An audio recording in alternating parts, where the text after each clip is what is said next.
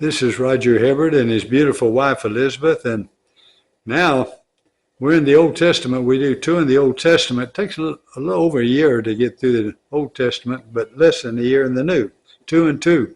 And we do a panorama, so we're looking at the Bible as a whole. Isn't that wonderful? Because that's our anchor. That's what we believe.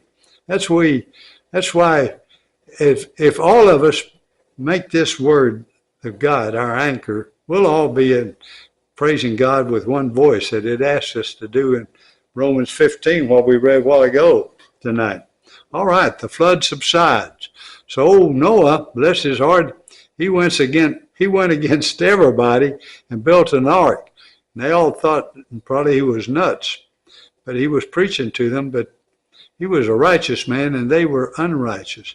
I think the psalm we're going to do tonight is Psalm 14. I believe it says there's no one righteous, no, not one. I think that's that psalm. We'll find out. But right now, we're in Genesis 8. The flood subsides. But God remembered Noah and all the beasts and all the livestock that were with him in the ark.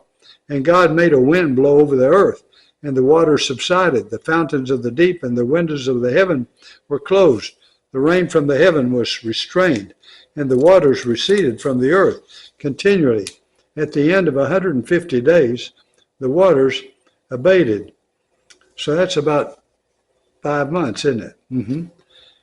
The waters had abated. And in the 7th month, on the 17th day of the month, the ark came to rest on the mountains of Ararat, and the waters continued to abate. And the 10th month, in the 10th month of the first day of the month, the tops of the mountains were seen. At the end of 40 days, Noah opened the window of the ark that he had made and sent forth a raven. It went to and fro until the waters were dried up from the earth. Then he sent forth a dove from him to see if the waters had subsided from the face of the earth. But the dove found no place to set her foot, and she returned to him to the ark, for the waters were still on the face of the whole earth. So he put out his hand and took her and brought her into the ark with him. He waited another 7 days, and again he sent forth the dove out of the ark. And the dove came back to him in the evening, and behold, in her mouth was a fresh plucked olive leaf. So Noah knew that the waters had subsided from the earth. Then he waited another 7 days and went forth and sent forth the dove, and she did not return to him anymore. In the 600th day and first year, in the first month, the first day of the month, the waters were dried from off the earth. So that was the 601st year, 601. Okay. And Noah removed the covering of the ark and looked, and behold, the face of the ground was dry. In the 2nd month, on the 27th day of the month, the earth had dried out. Then God said to Noah, "Go out from the ark, you and your wife and your sons' wives with you. Bring out with you every living thing that is with you, all flesh, birds and animals, and every creeping thing that creeps on the earth, that they may swarm on the earth and be fruitful and multiply on the earth."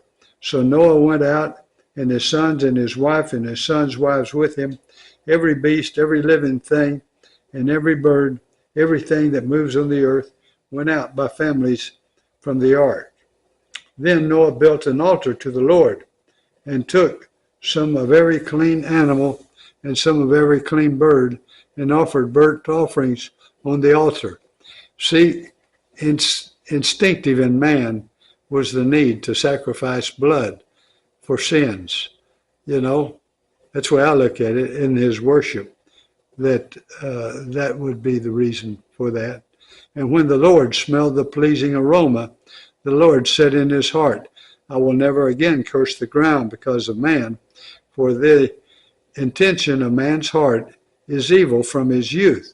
Neither will I ever again strike down every living creature as I have done, while the earth remains seed time and harvest, cold and heat, summer and winter, day and night shall not cease."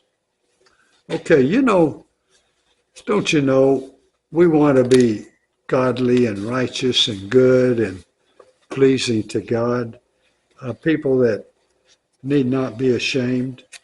We want to just worship God in the heavens and in our hearts, don't we? Okay.